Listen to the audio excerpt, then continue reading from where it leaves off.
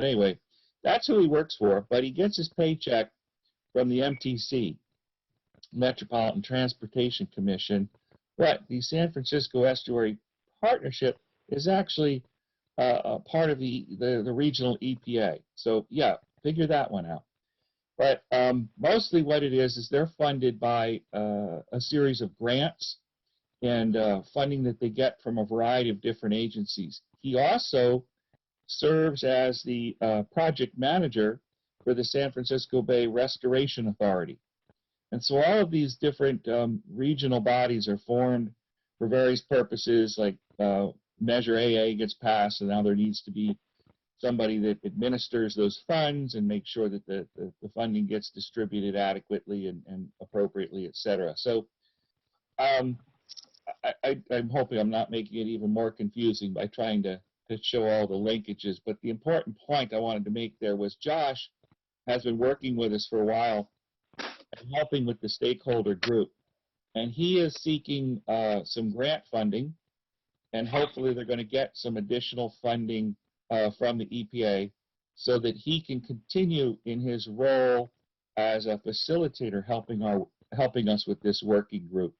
And this, I will say, you guys saw it, that this is not the way I did the presentation for the multi-agencies, et cetera. This is more a discussion with you guys here today, which is what this is. But letting you know, we're going to continue to have Josh work with us because it's important.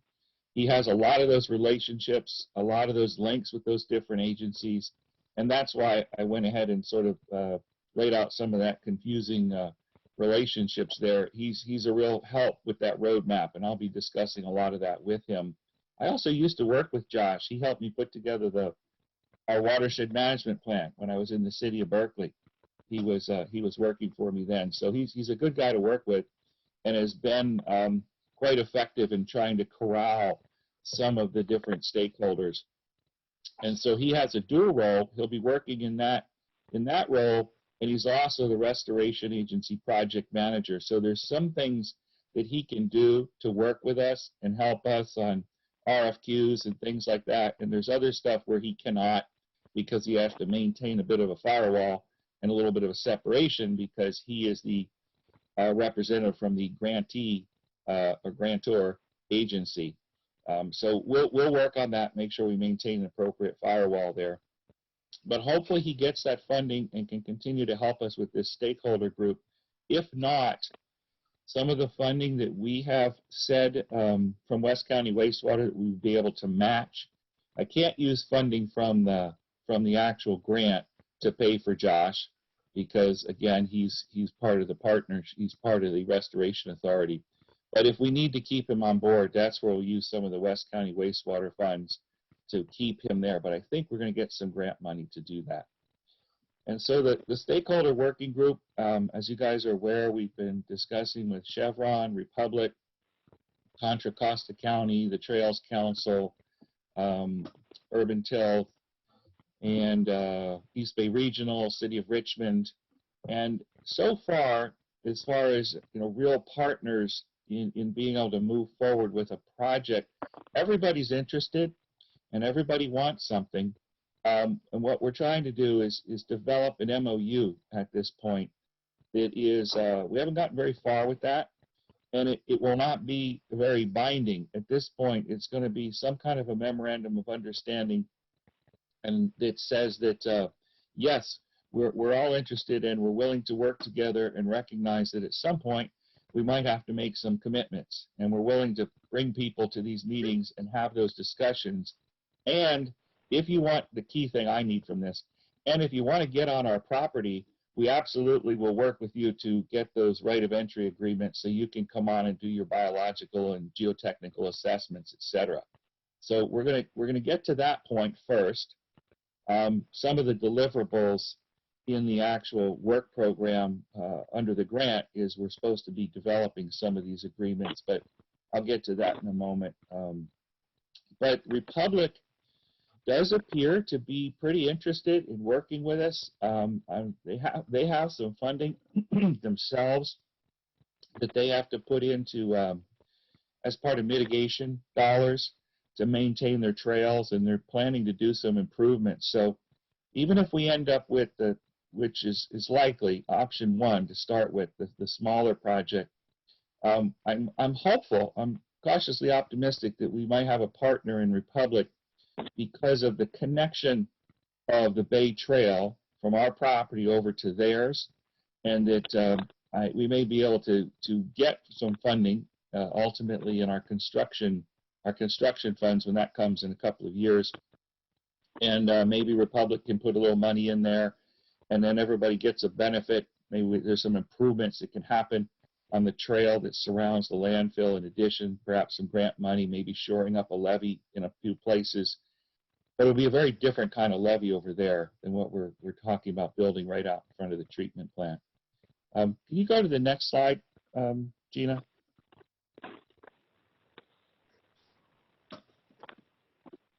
What do we got? We got pictures. All right. So I'm just going to run through a few of these pictures. I think everybody's aware. This is the overview with the red circle there, which is the treatment plant, and the blue line is the living levee study alignment. It will probably not go. This was from the preliminary planning documents that were out. We probably won't go up as far up there into Giant Marsh and up into that area because that area is already protected. But from down by the Chevron refinery up past our plant and for some distance along San Pablo Creek and up. But that'll be determined in our some of our discussions coming up, and once we get our consulting team together, exactly what the limit of that area that we'll study. Next slide.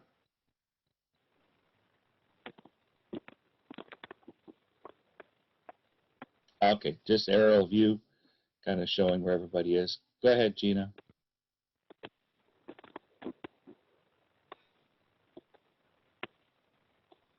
Okay, and the project site, as you're aware, the site right out in front of the treatment plant, it's about 6/10 of a mile, and the trail runs right along here on the top of essentially what is a levee now, an existing low levee. And the transitional habitat that would be created out in front of the levee would be about 2.5 acres, 2.6 acres. And that would be what we would do if we pursued in the work program with the grant, what we're calling in the study, the first preliminary phase is option 1. And that would be, let me get my options together. All of a sudden anyway, yeah, option 1. And that's to just build it out in front of the treatment plant. Option 2 is the one where we'd have some kind of a project along the full 5-mile length, and we could potentially create up to another 18 acres of transitional habitat. Now, in putting together the work program, which we've been doing, I had a good meeting with Joe Neugebauer and Josh and I yesterday, as we're trying to crank through that work program, is to put some language into it, and the work program is the document that has to go with the agreement that we need to sign with the Restoration Authority for that $644,000 grant. And in that agreement, I'm putting in some language that makes it clear that we're studying option 1, we're studying option 2. We're really quite hopeful that we could do something along the lines of option 2, which would be this 5 miles.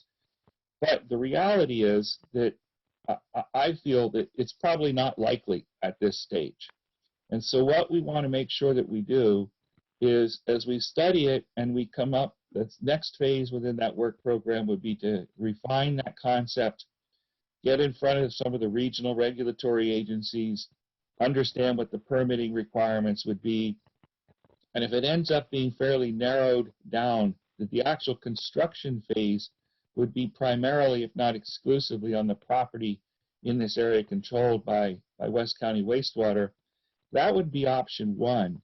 But what we're also saying is that if we do that, the reason how we would come to those conclusions would be based on the constructability, the schedule, would be two, also the cost, of course, but the constructability and the schedule of it would be important, because we could be churning our wheels for 2 to 3 years trying to get all these different partners into play. The engineering would get a lot more complicated as you get the levee a lot longer. You're in front of a lot of other private properties.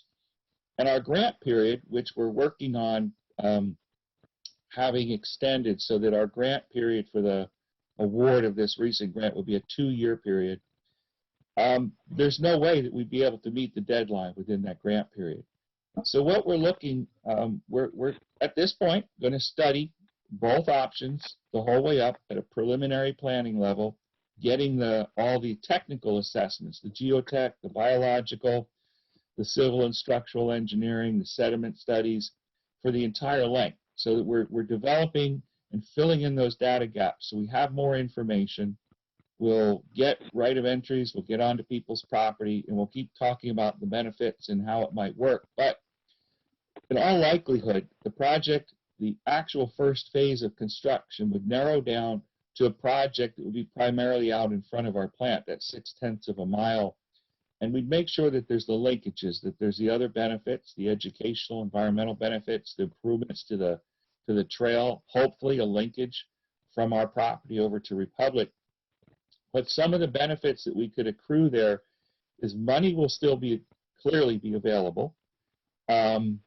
We demonstrate the feasibility of this kind of construction, and we continue with our stakeholder group. We continue to work with the group and hopefully use this as a demonstration project for the first phase of some construction, and so that this could then be built upon and then hopefully move into, say, a second phase, which would be along the lines of what we talked about in option 2 in our grant, which would be portions or parts of that longer 5-mile levee. But what we'll do is have built the framework for that.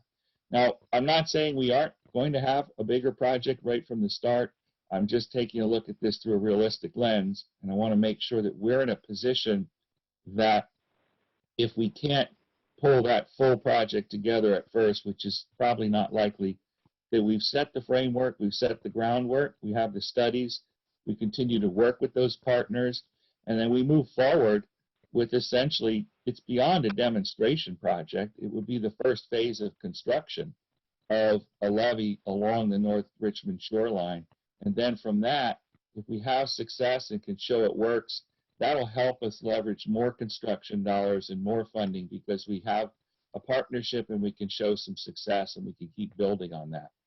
So that's the likely direction that we're going. But we have a lot of work to do in the planning phases. The easy part, once we get the consultants on board, is going to be doing these biological and geotechnical assessments. That's fairly straightforward. That's consultants in those professional technical areas doing that work. Finding a path forward with our partners and what kind of a project can we build is going to be a challenge, and that's what we're working on, and why I started out with the stakeholder group and said how we really want to try to keep Josh in there, because he's a real help to us in that stakeholder coordination. You go to the next slide, Gina. Okay, this was just as part of the presentation, I wanted to put the Restorations Authority logo up there and make sure everybody knew that we were thanking them and that we appreciated their help. And you can see right on there the project cost is $687,000. There's the $42,500 is a match from the West County Wastewater District. Now, some of this, most of this funding will be going to the consulting team that we'll hire through an RFQ process. But we need to finish our work program first before we can, and sign the agreement before we go out with that RFQ. Then we'll be negotiating with that consultant those line items and those budgets and those schedules. That won't be in a proposal specifically saying that matching what the grant award says. We'll have some room, then we'll go back and we'll have to alter the work program with the Restoration Authority. But within that, there is money. Some of that funding that we're coming up with, we can do through in-kind resources, meaning the staff time of myself or Joe Neugebauer and other staff from our agency that will be working on the project. So there is some funding that will be coming to us through paying for staff time, and some of that match is also going to be an in-kind match. So we really aren't having to put out a whole lot at this point. We're actually gaining quite a lot. Although there may be some additional monies that will have to go to the consultant. We're going to hold them very, very tightly to what their proposal is. But the board, as you guys are aware, has set aside some funding specifically for a project, and the project now has been identified that this is what we're moving forward with. So if we get to the point where we do need to put in a little additional funding to finalize some of these studies or the 30% drawings, I would intend to come back to the board and request that. But hopefully we can stay within this grant amount. There's also some contingency funds in there that I'm working with the Restoration Authority to figure out how we word that in the work program and the budgets. But we want to be able to provide some assistance to some of our nonprofit partners if necessary, to be able to keep them engaged and help them out along the way. So that's what's happening now. We have a start date there of August the 1st. That's that would be the start date, meaning that when hopefully the agreement would be signed somewhere close to that time frame, and we may be close to on track for that. But Josh is working inside of his agency, because the way that this was initially awarded was it was for a 1-year period, which is, there's no way that this is happening in a 1-year period. So those start dates may change, but roughly what we're looking at there is develop the work program, get the agreement in place, continue the stakeholder group, try to get some funding to keep Josh on board to help with that, and negotiate a contract with the prime consultant and be able to issue them some kind of a notice to proceed in late fall or early December, in that time frame, and then really start doing the technical work and developing the conceptual plans throughout the next year, but hopefully starting sometime in the late fall, early winter. Okay, next slide, please, Gina.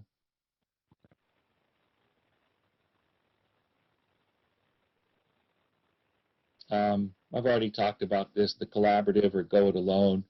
I touched on a lot less than I did right here, kind of giving you guys some details of what we're trying to work through. But we are continuing to reach out to Chevron and the supervisor's office, et cetera. But we'll be as collaborative as we can.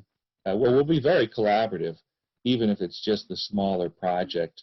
So the go it alone is not entirely alone. If we go it alone, meaning building that section of levee out in front of the treatment plant, it would be we'd be looking at it more as we would be starting out with the first phase primarily on our property. So that portion is sort of the go it alone, but we'd still be looking to collaborate and work further with the partners to expand this, because if we just build a levee, this transitional levee out in front of the treatment plant, it's nice. We're gonna create some transitional habitat. We've made some improvements to the trails. We've been a good civic partner, but the reality is, as the sea level comes up, we'll just get flooded from the sides from San Pablo and Wildcat Creek. So ultimately, we do want to be part of a larger thing, and if we can get that as part of a collaborative project, that's great. Or at some point in the future, our agency is going to have to take a look at how we're protecting the treatment plant from the flanks as well. But this would be a great start if we could do this. Okay, next slide. And we'll learn a lot more through the studies. Oh yeah, just a lovely picture of the lagoons, which Aaron's going to talk about a lot more on Wednesday when we talk about sludge. Aaron will talk more. Excuse me, Sherry? Oh. Yeah, at the board meeting on Wednesday. Aaron will be talking all about sludge with you guys. Okay. So anyway, I just wanted to give you an update and run through that and give you some more of the sort of granular details of what we're trying to work out with the Restoration Authority. and that we are making progress. And this part of it, will churn through. It takes some time to get all the agreements and programs in place. Then we'll get our consultant. I can't really release an RFQ until I have an agreement signed, and I can't get the agreement signed until we're done with the work program, and we can't get the work program done until Josh works internally with his agency to get some of those dates changed around. So, and this is the first project that he's done with the Restoration Authority, so it's taken him a little learning curve inside there too to figure out the machinations. But I'm confident we're going to get that done, and we're going to have the RFQ out, and we'll have a consultant in place before the end of the year, and then we'll get marching along on developing the studies. And in the interim, keep trying to build our partnerships, starting with that initial MOU that basically says, yes, we all agree to keep showing up and working together. That's about as, I think, much as we'll get out of it, but that's good. That's a start, and that's what we want. And then we can build on it from there. So with that, open to whatever discussion you'd like to have on this project, and that was the main point of bringing it to the committee so we could talk about it and let you guys know where we were. Thank you very much, Mr. Claw. That was that was great. The progress may seem infinitesimal, but to me, the designing and the thought putting all this thought into design is one great step toward moving it to reality, the first necessary step. So I have some questions, but before I begin, Director Stanley, do you have some comments and questions? Yes, I was writing out a list of my questions as Andrew was talking. So are you ready, Andrew? I'm ready. All right. So last year, the board approved $500,000 for the levies. So I don't understand why we keep hearing somebody might need to come back to the board. To me, it sounds like it's time for us to cough up the $500,000 because I've researched it recently and it never got funded, even though we voted for it. So, move $500,000 over into some bookkeeping column, and there's our money that you need to do whatever it is that you need to do. Do you have some other thoughts on that? Yeah, no, it's there. The board had approved that $500,000 or identified that $500,000. My understanding was put in reserve. There's been a project number which is assigned to that. The funding is available. And when I say come back, that there was not a specific project that was identified at that time. But when we came back and the board approved the resolution to accept the grant from the Restoration Authority, I had some language in there that basically was indicating that the board was approving this as the project that we're moving forward with. So I think we all have the understanding that $500,000 is available and it is protected in the budget, in the reserve. But what I meant about coming back is if I need to enter into some other contract and utilize some of that funding to augment the grant, I don't have spending authorization as I understood it. It's been budgeted, but I don't have appropriation authority there. But that I can clear up with Justin. But no, it's my understanding is that I have $500,000 that's been approved by the board that I can use to move this project forward. And we're not going to spend it until we have to. Right now, we've got this great big grant from the Restoration Authority, and included within that grant is I can cover I can cover some of our staff costs as we work specifically on this project. So we're not going to be spending that money until we have to.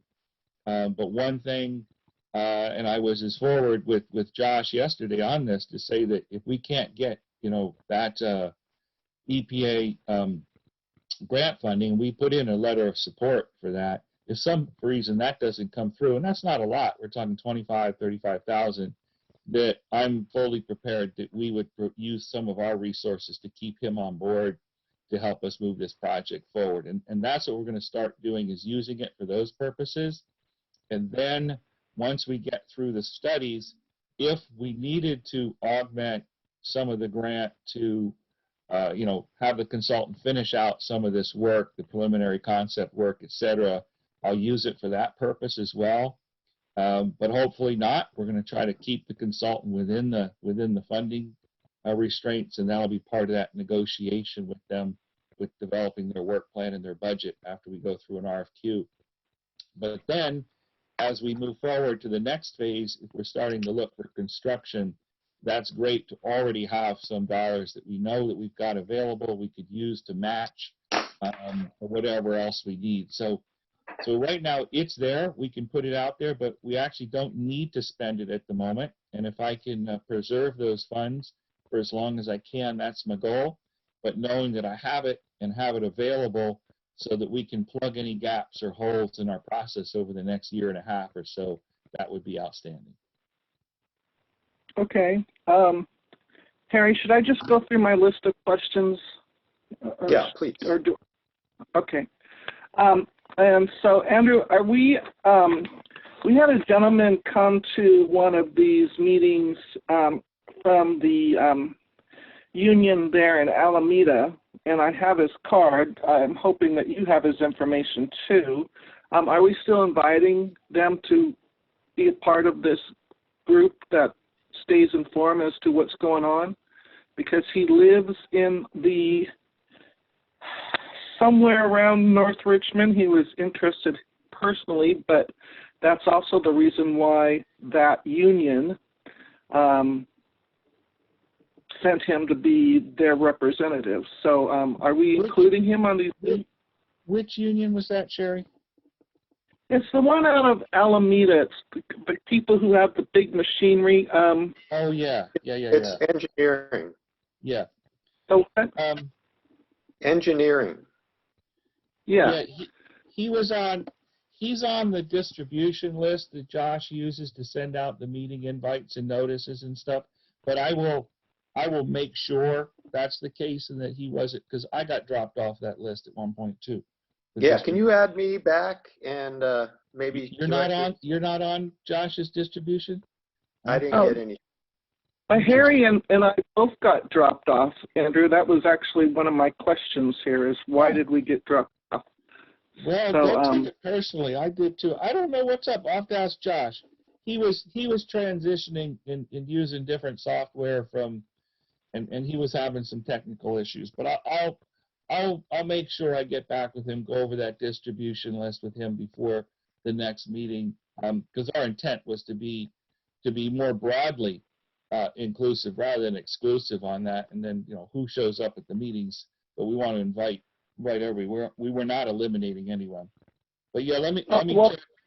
That's good to know, because I was like feeling a little hurt there for a minute, because I got the follow-up minutes of the meeting you had in June, and I was anticipating attending, and then I was like, oh, they don't like us. Oh my gosh.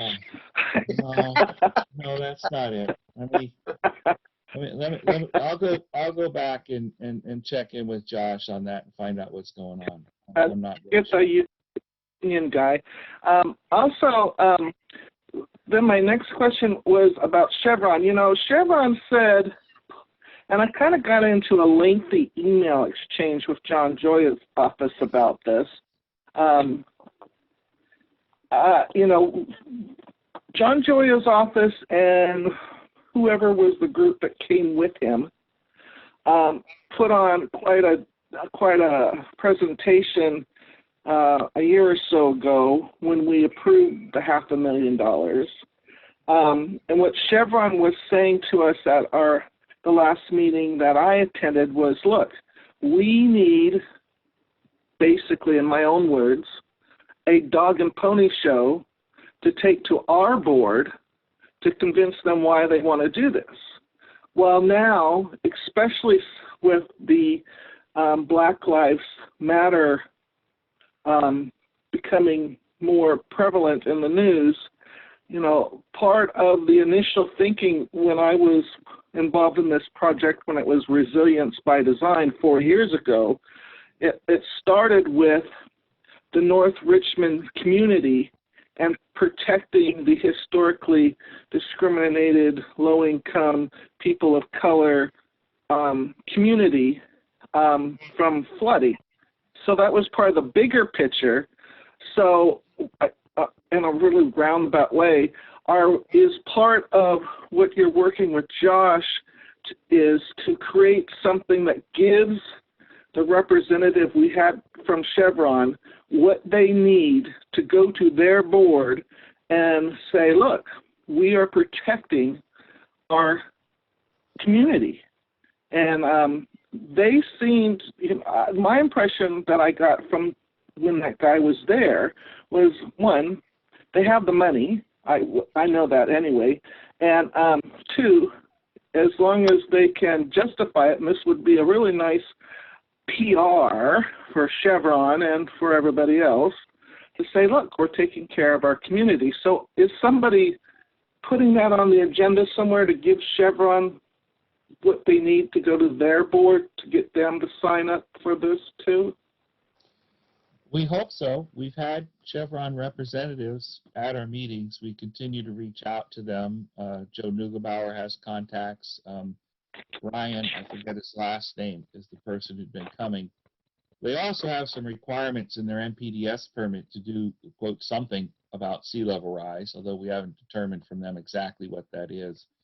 But no, we will continue to reach out to them and try to show them that there's benefit to them, and we're more than willing to make some presentations. Part of the work program document in front of me here. Let me look what we actually call it. But there's some line items. No, I don't have it in front of me here. I have to call it up. We have some line items for the community and stakeholder engagement that includes going to advisory councils. It includes, doing stuff like that if we attend, different advisory boards, or in the case of Chevron, their board. That whole public engagement, engage the local community through public meetings, presentations, local advisory councils. That whole, there's money in there. There's expectation that our consultant will assist. So yes, we're going to be putting that together. We're offering that. We're going to keep talking to them. And so there's the two phases here. There's the reaching out on trying to attempt for a much broader project, doing the technical assessments to understand what the conditions literally on the ground in the field are, understanding where the property boundaries are and utilities, and what are the major constraints to the development of this, and understand the modeling. So there's all that technical aspect. But parallel to that, we're going to be continuing to reach out and try to build these partnerships. And as the project and the assessments and things move forward, and it becomes more potential that there's some reality to making something happen here, I think we'll start to see, I'm hopeful that we'll start to see a little bit greater engagement. But I've also reached out to, and I don't remember his name, Joya's staff person. Robert. Yes. Rod. And so I'm going to have to reach out to him again, because they were going to give me a contact person from Chevron, and I was going to try to contact them myself, see if there was somebody different from the people that we've been getting. But we will continue to do that, and hopefully they'll start to see some benefit for themselves here to be part of this. But that phase of it, like I said, even if that's working, if we can get them to be part of our MOU and commit to certain aspects of engagement and working with us and helping out with the community, we start to build that. And then, like I said, I think likely we do a first construction phase, and maybe they're part of the next construction phase. That would be great. That's what we could accomplish. But there's a lot of groundwork to do there. But they have not left us yet. They're keeping their eye on us, wondering what we're up to. So that's all right. The way we look at it with the Chevron guy. He doesn't say much. When I talk to him, he doesn't give up any information. But he's there observing everything. So that's okay with us. We keep talking about it, keep pushing it out, and hopefully that'll start to develop. All right, that's a great segue into my last question. I didn't quite get what you were saying about non-profit partners, Okay. so I wanted to ask you what you said, but I also wanted to let you know what you probably do know is Joe Neugenbauer.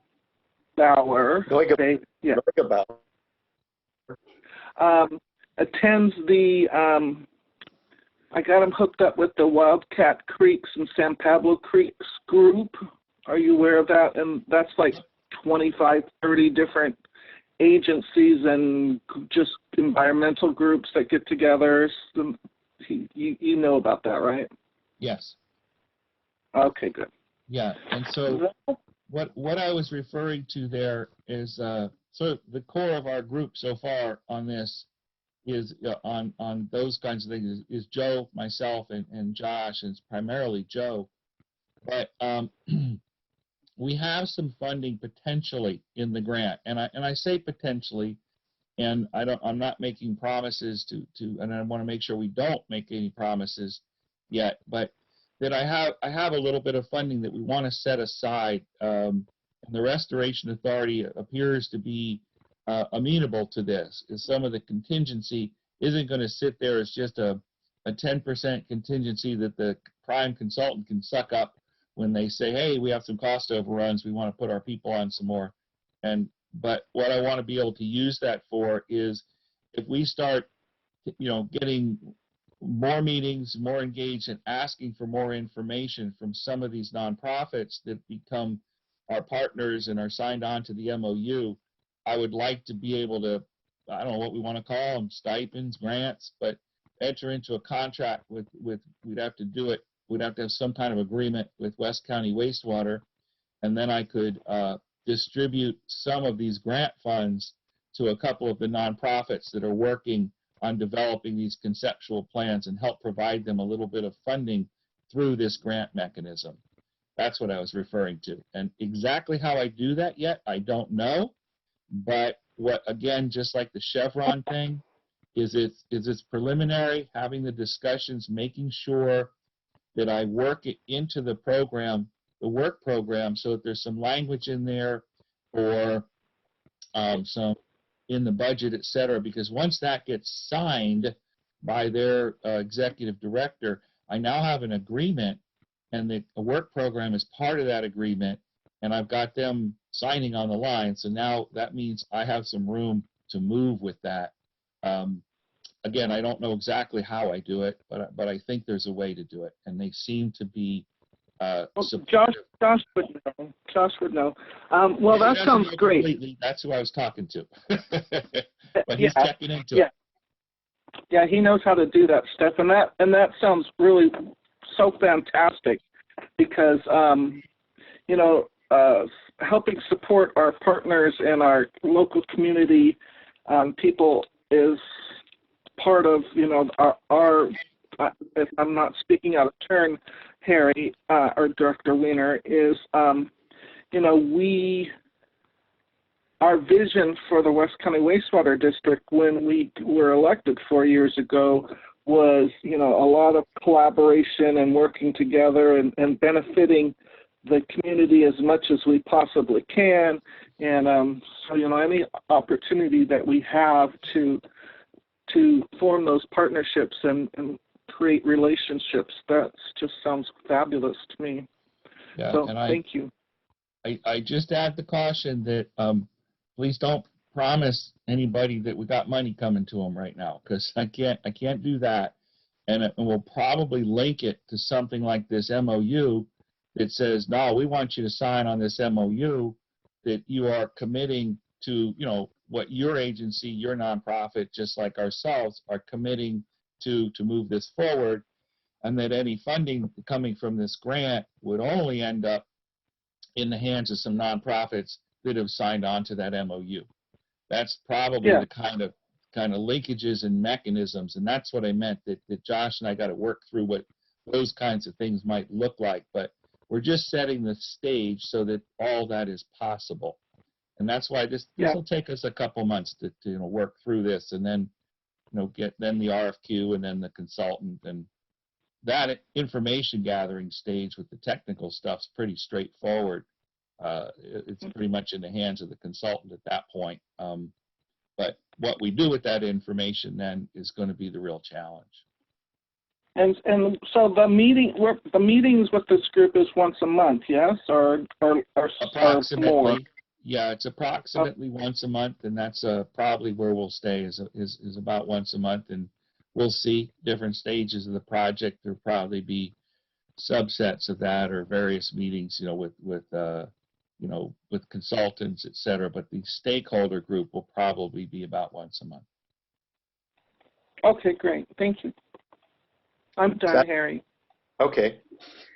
First of all, to your point about not directly being involved in talking to these people about getting grants and stuff, to me, just your intention, just the district's intention is what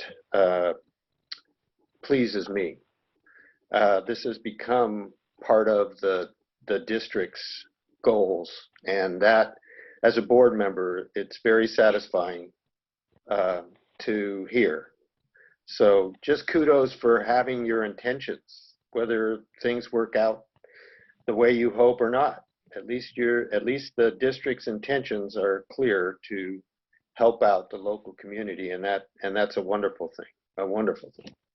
I wanted to ask about resiliency by design, because as you went into all of the complicated relationships that you're currently dealing with, which, by the way, I didn't realize how extensive and how many different how many different groups are involved in this thing. What was resiliency by design, and where is it at now in this big network of spider web of organizations? That was much like a lot of the Rockefeller grant money that was going out to some different agencies. We spent some in Berkeley, and Oakland had some, San Francisco. It was trying to build from the community up some concepts, create some preliminary thoughts, plans, look for opportunities, and that's what that planning document essentially has done. And that helped a lot in getting this grant and getting us to this phase, so that there was it was even, I would call it, it wasn't even a conceptual project. It was an opportunity area essentially was identified, and an interest, and laying the groundwork for why it would be important to do it in this community, for a lot of the reasons that Director Stanley was referring to, as well as the protection of the industry and the infrastructure of the various public agencies and private companies. So it laid out and identified some opportunities.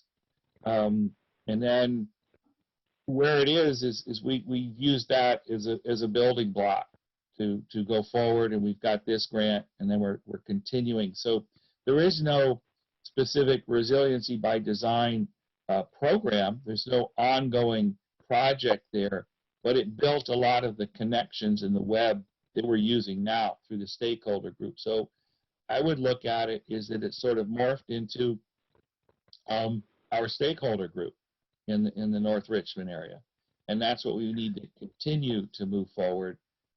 That's my best understanding of how it's being utilized. And yeah, go ahead, Director Stanley. Maybe you can jump in there.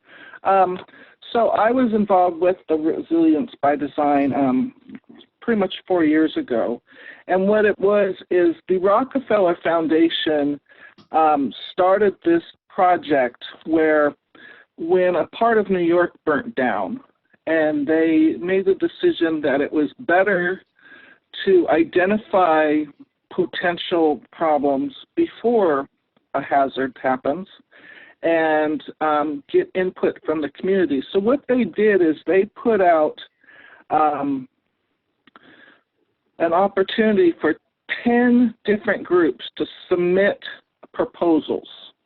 And so there was 10 groups who won, and the people who worked who won in our area, they were called the Home Team, and they worked with the North Richmond community. That's why I was involved with them. And they were about, well, you're in a flood zone. You got during the rainy season, your storm drains suck. We got sea level rising, and you're going to get flooded out. And so the Home Team's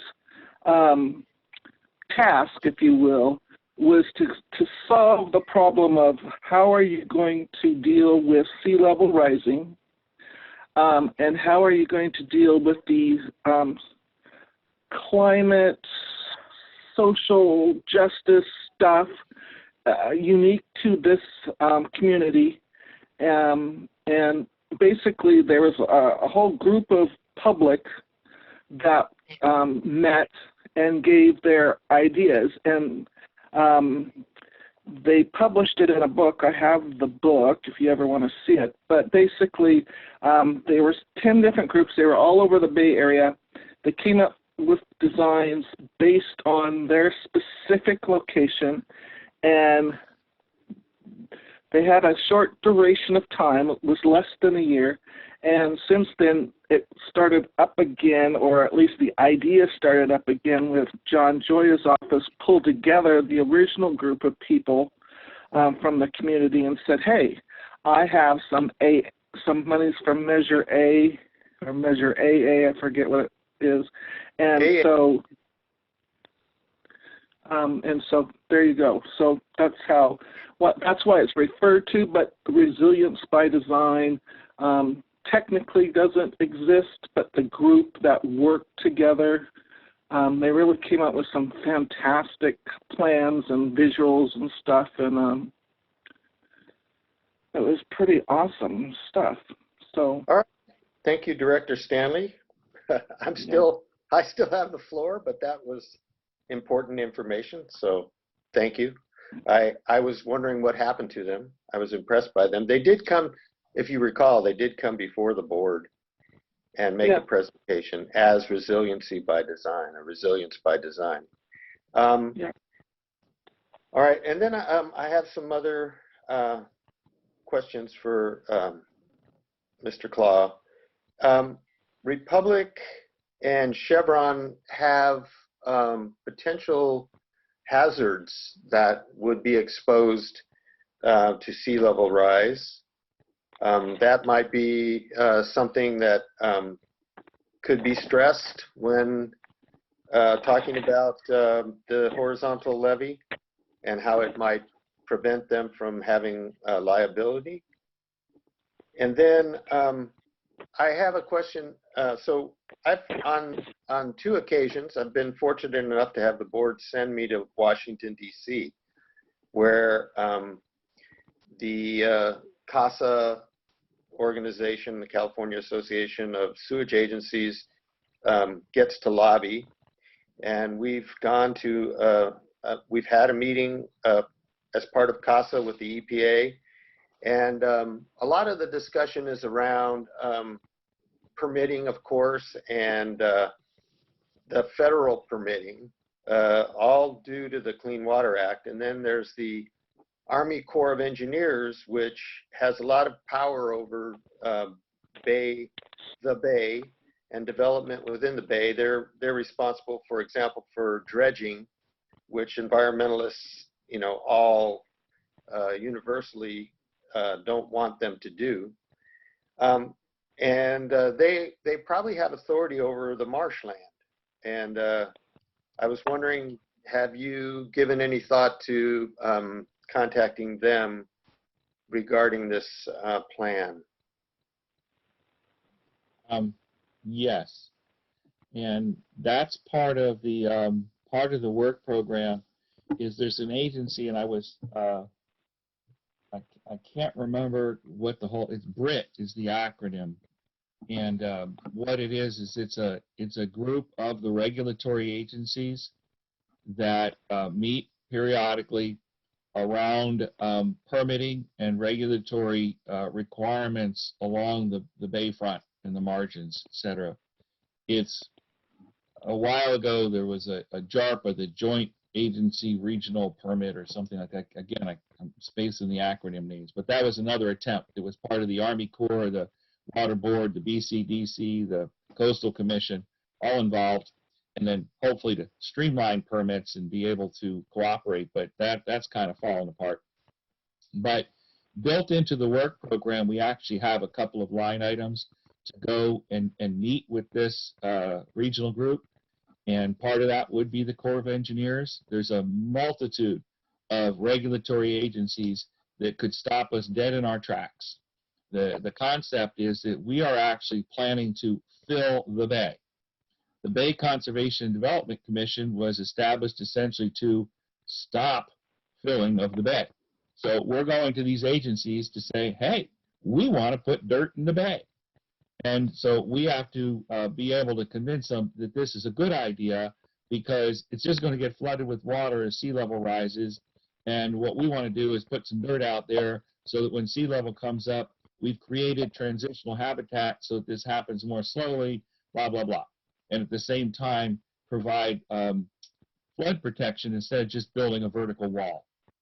And we're optimistic that that concept is going to be approved, and it has been, in some forms in some other places. But we will be getting in front of those agencies. That's an important component. It's a line item for what the consultants are going to help us do. And in our conversation yesterday with Josh, he's going to be reaching out to some of those agency members in the next couple of weeks to have some preliminary conversations with them.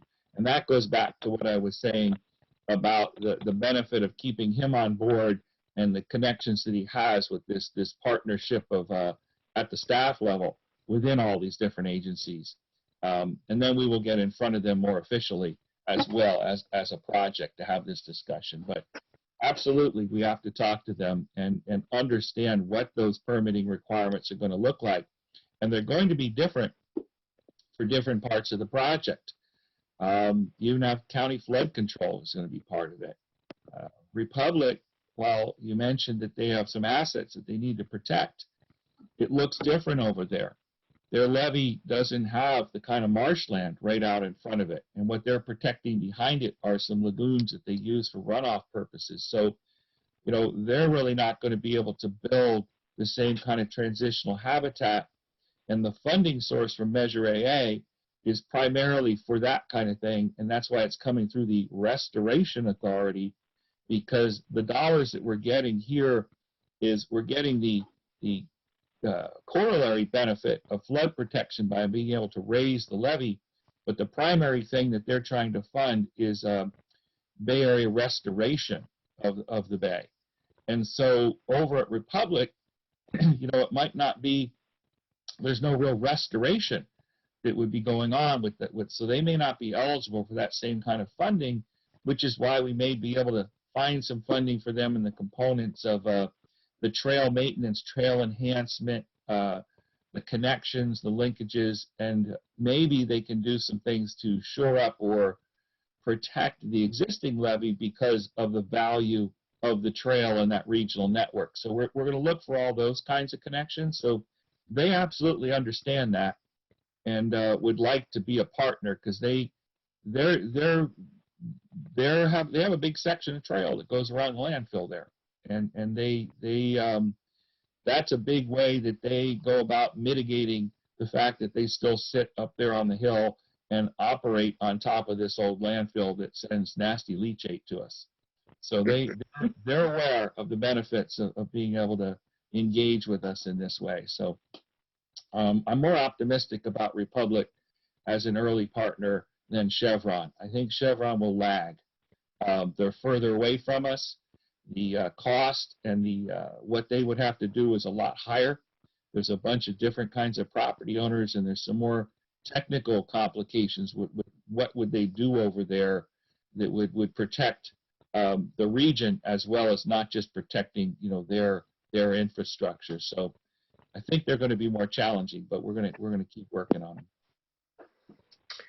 Okay, that sounds good. Also, good news from our last trip to DC. The Congress did pass a permit streamlining agency, multi-agency organization. So the streamlining of permits regarding clean water and bay fill, et cetera, from the federal and the EPA from the federal level has been addressed by legislation. So that's the good news. And thanks a lot for all the other information. I don't have any further questions, but again, I want to thank you so much for all your work. It's been very informative to the committee, and I hope you can get on the agenda for the full board and talk about your great successes, because kudos to you and all the staff that worked on this. This is really exciting to me. Yeah. Anything? Oh, I'm sorry. Go ahead. Just your comment about in front of the board. I think that once we get our signed agreement and a work program in place, and maybe we have the RFQ out, might be a good time in a few months or so to just do an information update to the whole board. And it would be in less granular detail than I was going through here at the committee level, talking about all the different relationships, et cetera. I'll be a lot quicker. Of course, I'll answer in detail whatever questions the board may have, but the presentation would not be quite like this one. It'd be a little different. Well, you could just simply say, it's a hell of a mess. Well, it is. It could take all of my time if I let it. That's the thing about these kinds of projects, and that's what I have to be careful with as well. So. Yeah, no, it's clear to me that this is not, it's not the difficulty of doing the work. It's a difficulty of getting everybody's approval, because there's so many agencies involved. And to me, just having the intention to do this work is a big success, because, you know, that's us, that's our district moving forward toward the future now. And all these other agencies and all these other entities, if they want to wait until flooding occurs to do something about flooding, that's on them. We're not waiting. We know it's coming. We're not confused by it, and we're taking action, which is the best I can hope for as a board member and representative of the district's ratepayers. So it's awesome. All right. Director Stanley, anything else?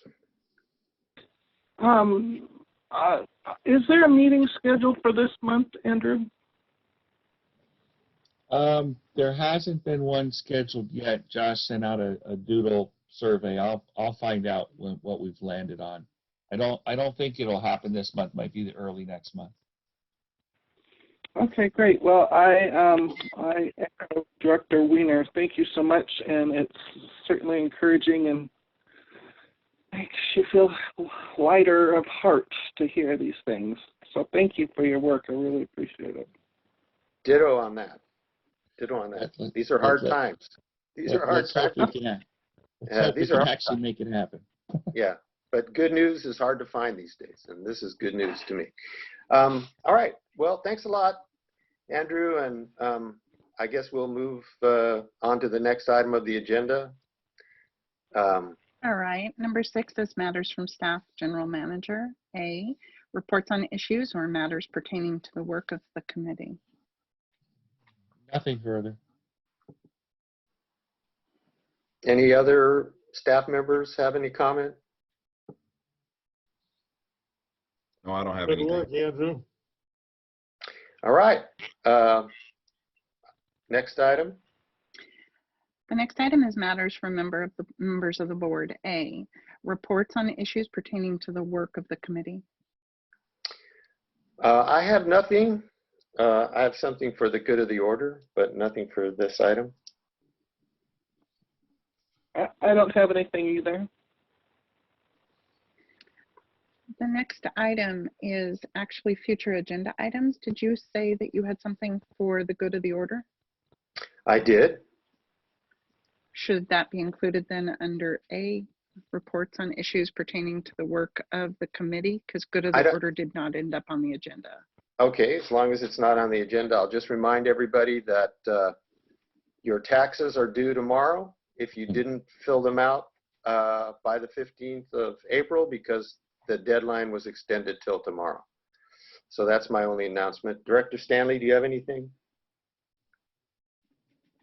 Well, I'm glad to hear your announcement because I certainly didn't do my taxes, but I'm not going to have them done by tomorrow. But whatever. Thank you for that information. As far as future agenda items go,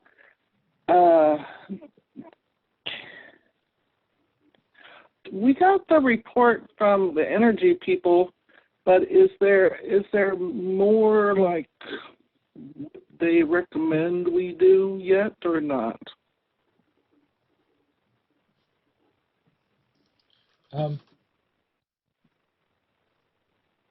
Michael, Andrew? did you want to respond? Michael? Is that the GHG baseline that you're talking about, Director Stanley? Well, that's part of it, and then the NG people, and I don't know, they're kind of like, for me, that whole pot of people and things are kind of blending together. So you, I'm sure Michael, understand more clearly how they separate out. But do we have whoever would be the proper entity? Have they proposed anything yet? So we have a couple of things going on. The GHG baseline was, those folks, SAGE, was contracted to pull together our baseline and show us where we were. They weren't contracted to give us any recommendations on how to improve it or reduce it. We do have the ESCO project that we are pulling together and working on, and we're looking at bringing something to the board. I believe it's the next board meeting. Is that right, Andrew? Is it the 15th? The NG project will go on the 5th. I think we need to be careful here that this is future agenda items. We can't go into too much extra stuff on other reports, but on a future agenda, I'll come back to that in a second. But yeah, the 5th of August is we're going to come forward with the NG ESCO project, whatever we want to call it. That's to the board as a whole? Yes. Okay, so is there any plan to bring forth information that Director Stanley was asking about to the committee? Go ahead, Oh, Mike. go ahead, Andrew. I was just going to say, we plan to bring that stuff back. I can't tell you that we have a definitive date. There's a number of things in the works that we need to pull together in order to put together a plan for reducing our energy footprint. And that has to do with our CAP that we've pulled together, the climate action plan, and how we our plan to reduce our greenhouse gases. So we have the greenhouse gas measurement in our baseline, and we need to pull together our plan now to reduce it. And the ESCO project is a piece of that, but there's some other pieces as well. And we definitely plan to bring something back to this committee. We don't have a definitive date for that at this point. Great, but the committee would love to be involved and, help any way we can with that work. Absolutely. Well, as you know, Michael, Director Weiner and I like to ask a lot of questions, so it's kind of nice that we're on this committee together because we can ask the questions of the things that particularly interest us. So for future agenda items, does the committee plan to meet in August, or are you going to take a recess in August? I haven't really thought about it. It sounds really good to me now that you mention it. So perhaps we will, but I need to think about it a little bit. It would be, I think I would like that. So I would say from a staff perspective, we would appreciate that as much as we like coming here to talk to you guys. The greenhouse gas, the baseline, and the big NG presentation. There's a number of things relevant to the committee, and a number of still staffing changes and stuff that Michael's trying to work on his project delivery system to get us in a better position to all these plans that we've come forward with. We need to figure out a way to start to implement them. So to take a month off from would be great. We come back in September. If you're good with that, we would appreciate that. Director Stanley, your thoughts on that? Well, I wasn't prepared about that. My mind's been somewhere else. So, can we get back to you, Andrew?